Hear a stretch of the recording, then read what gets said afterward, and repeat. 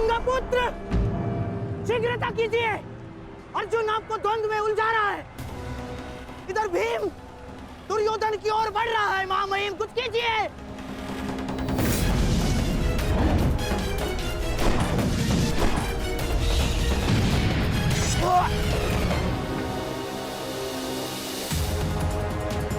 साथी,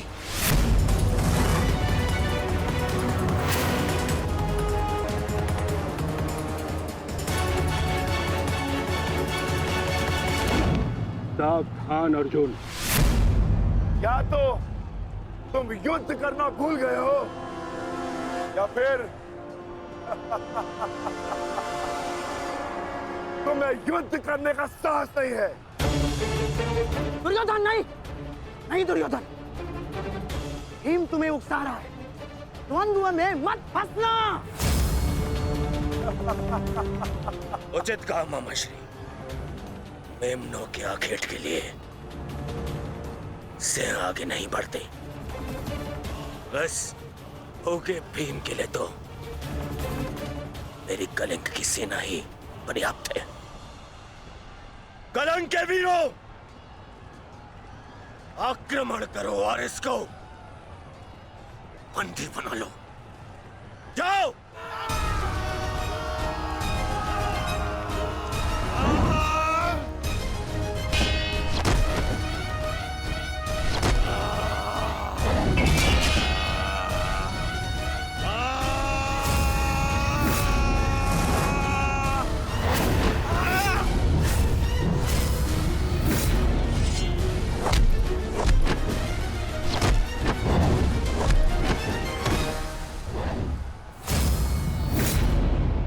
दुर्योधन, बस ये इतने से थे।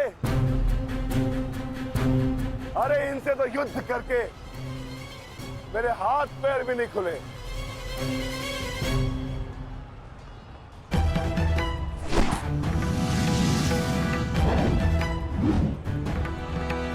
आप नियम भंग कर रहे हैं आचार्य। आप एक साथ दो पर आक्रमण नहीं कर सकते। स्मरण रहे कि युद्ध के नियम के अनुसार दो योद्धा एक योद्धा पर आक्रमण नहीं कर सकते,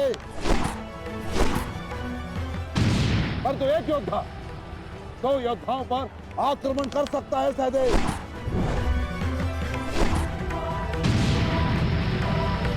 क्या करें नकुल, कुछ करना होगा। हमें गुरु दौड़ को रोककर अधिक से अधिक हमें भ्राता भीम को देना होगा। युद्ध सभा में चीख चीख कर अपने पौरुष का बखान करने वाले एक नपुंसक के भांति क्यों खड़े हो? अब किसे लाओगे अपनी ढाल बनाकर? ये विकोदर भीम तुम्हारी हर ढाल को तोड़कर तुम्हारा अंत करेगा। मैं तुम्हारे प्राण लेकर रहूंगा कायर दुर्योधन।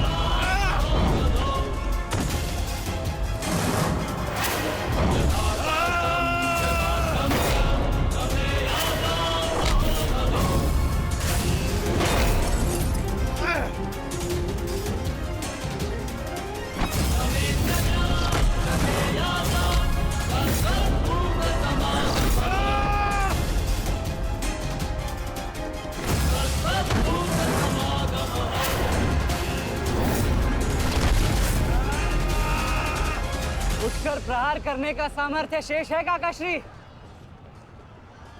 या पराजय स्वीकार करते हैं? जय और पराजय की चुनौती बराबरी के योद्धाओं को दी जाती है बालक। प्रतीत होता है कि अभी तक तुम्हें कोई समर्थ योद्धा नहीं मिला।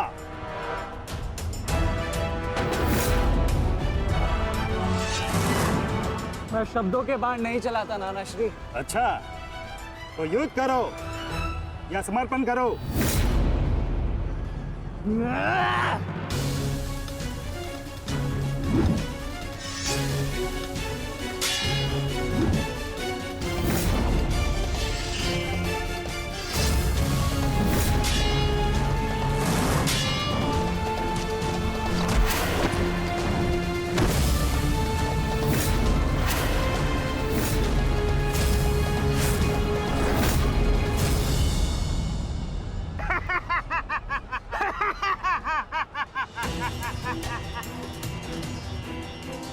क्या हुआ, थक गए? अरे ये उस मूर्ख विराट पुत्र उत्तर की संगति का प्रभाव है। ये उसे भी यही लग रहा था कि मेरे समक्ष वो कुछ कर दिखाएगा, और मूर्ख मृत्यु को प्राप्त हो गया। मृत्यु को चींटी की भांति इन्हीं हाथों से मसल दिया मैंने उसे। पीछे हट जाओ अभिमन्यु, अन्यथा उत्तर से कहीं पीड़ादायक मृत्यु मिलेगी। मृत्यु। तो ये समझिए कि आज उत्तर का प्रतिशोध पूर्ण होगा।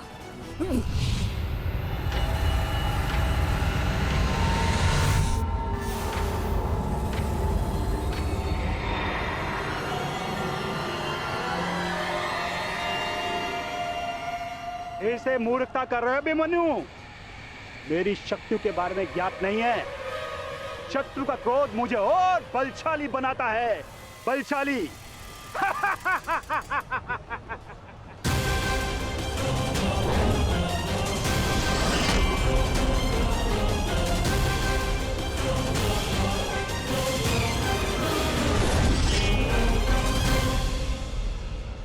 इतना ललकारने के पश्चात भी तुम रथ पर छिप कर बैठे हो दुर्योधन।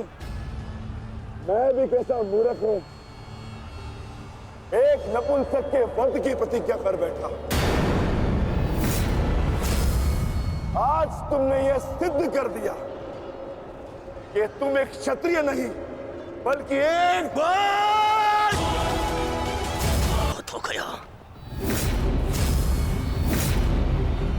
सावधान!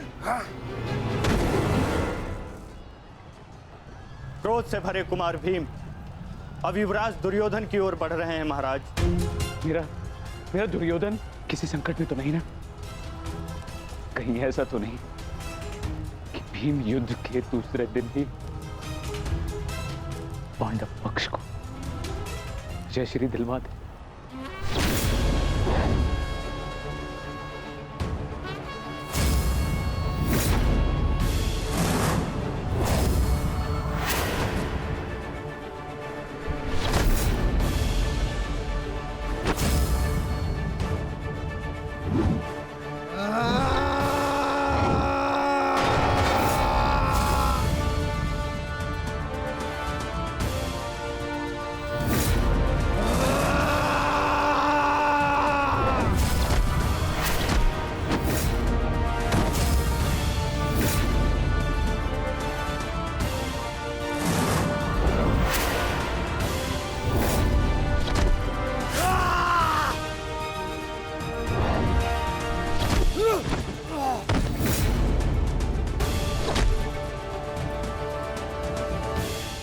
दुर्योधन मारो!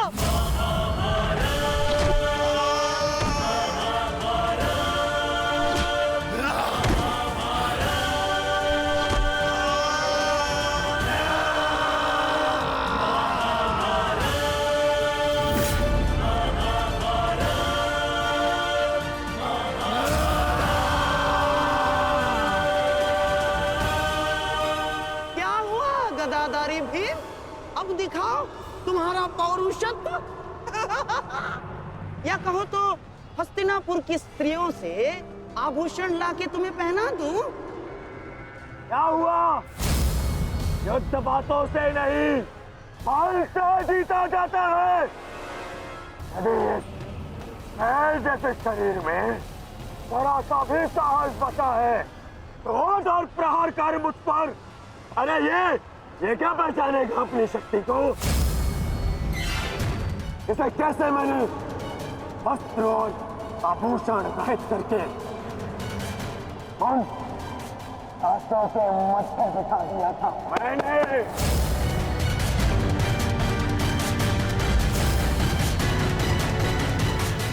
कदाचित ये भी भूल गया है कि कैसे मैंने बड़ी सभा में उस दासी द्रौपदी को उसका उचित स्थान दिखाया था।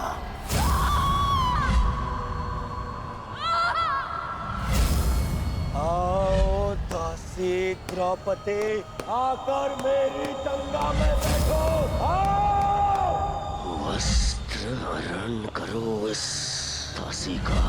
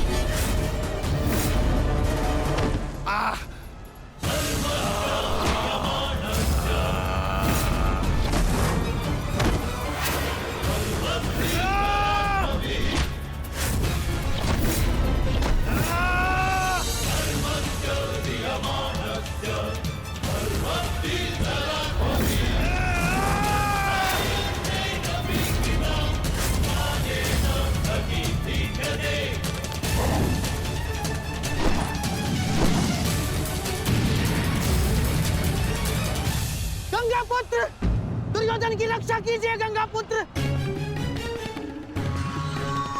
महामहिम, ये क्या कर रहे हैं आप? अपने वचन को पूर्ण कीजिए। आज यदि आपने भीम का वध नहीं किया तो हस्तिनापुर का युवराज घर नहीं लौटेगा। महामहिम, भीम, रुक जाओ,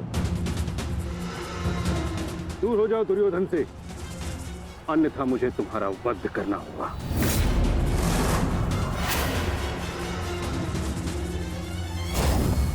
सावधान पितामह, यदि आपने भ्राता भीम पर प्रहार किया तो मुझे विवश होकर आप पर बाण संधान करना होगा। हट जाओ भीम। क्षमा चाहता हूं पितामह, आप अपना वचन पूर्ण कर रहे हैं तो मुझे भी अपनी प्रतिज्ञा का मान रखना है। आज मैं इस दुर्योधन का वध तो करके ही रहूंगा, चाहे इसके लिए मुझे स्वयं के प्राण क्यों न गंवाने पड़े।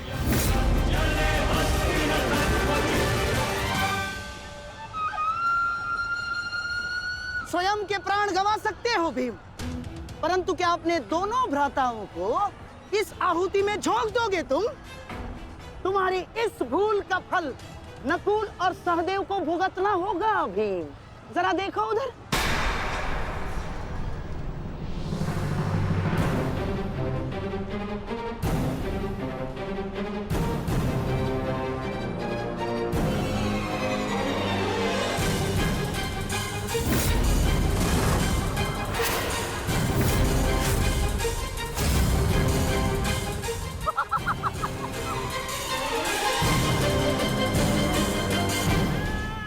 पिताश्री,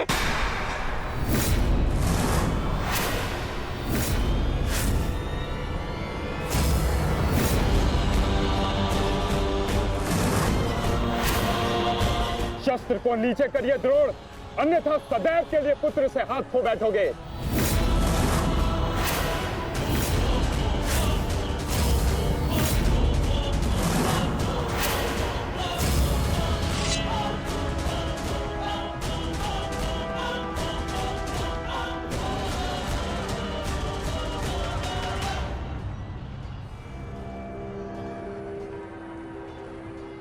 दुर्योधन, तेरा अंत आ गया है। तुम्हारे पास दो विकल्प शेष है दुर्योधन। या तो देश युधिष्ठिर के समक्ष आत्मसमर्पण करो, अपनी सेना को पीछे हटने का आदेश दो, या फिर अपने प्राण यमराज को समर्पित करो।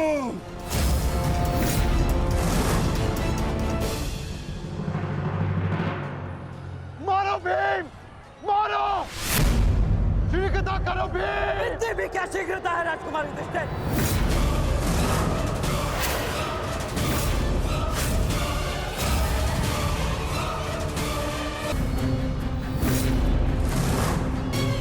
मारो भीम, मारो, शीघ्रता करो भीम। इतनी भी क्या शीघ्रता है राजकुमार युधिष्ठिर?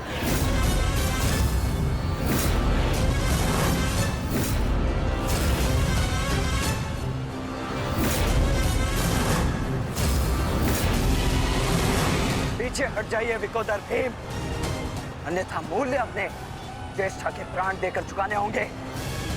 नहीं भीम, नहीं, मेरी चिंता मत करो, अपना वचन पूर्ण करो। ऐसा अवसर दोबारा नहीं मिलेगा अनुज। वध करो इस दुर्योधन का। पांचाली के अपमान का प्रतिशोध लो भीम, मारो इस दुर्योधन को। एक बार पुनः सोच लीजिए, अवसर दोबारा मिल सकता है, परंतु ज्येष्ठ के प्राण दोबारा नहीं लौटेंगे। मारो भीम, मारो।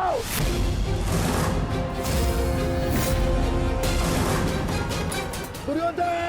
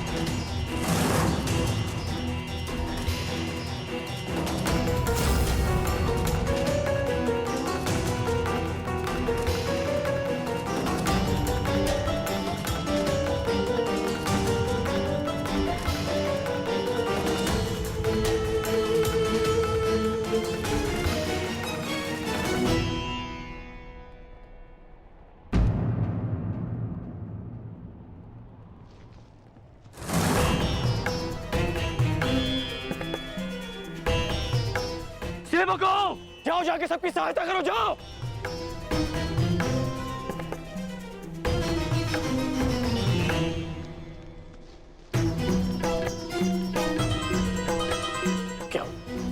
क्या हुआ?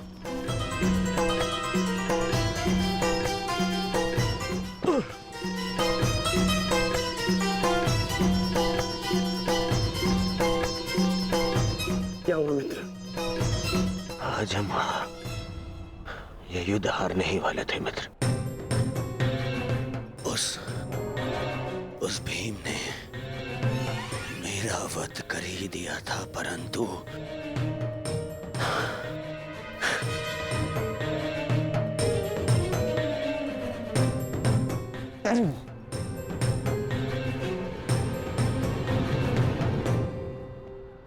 ठीक समय पर आकर वृषसेन ने पूरी परिस्थिति को ही बदल दिया।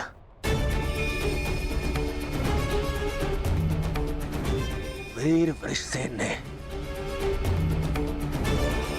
आज न केवल मेरे प्राणों की रक्षा की,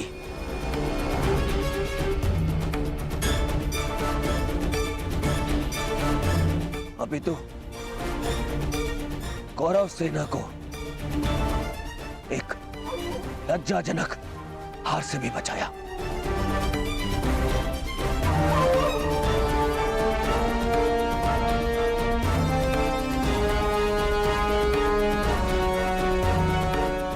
मैं गर्वित हूं तुम्हें अपनी सेना में पाकर पुत्र, गर्वित हूं मैं।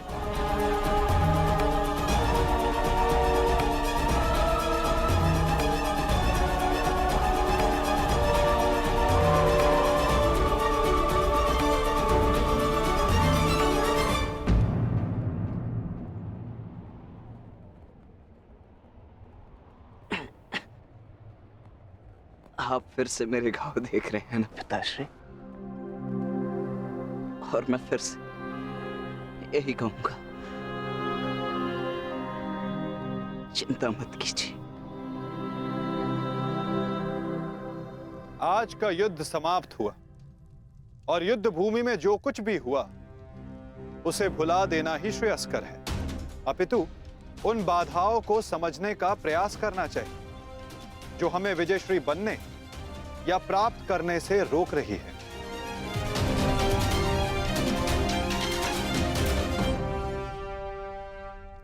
सबसे बड़ी बाधा तो वो कर्ण का पुत्र वृषसेन है। आज दूसरे दिन भी उसने दुर्योधन का अंत होने से बचा लिया। दुर्योधन के वध होने के पश्चात वृषसेन को अपने मार्ग से हटाना अति आवश्यक है। कुछ नहीं होगा आपके पुत्र को, और आपका पुत्र आपके मित्र को भी कुछ नहीं होने देगा।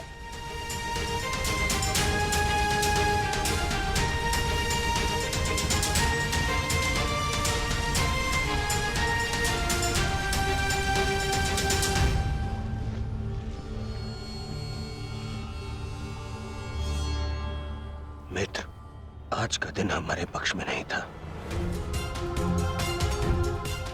तुम हमारे साथ होते तो कदाचित ऐसा नहीं होता।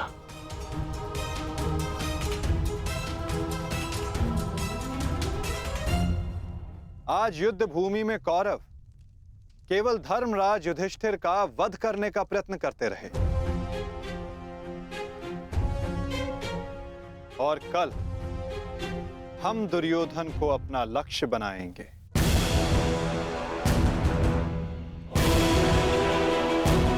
क्योंकि दुर्योधन के अंत के साथ कौरवों की पराजय भी निश्चित है।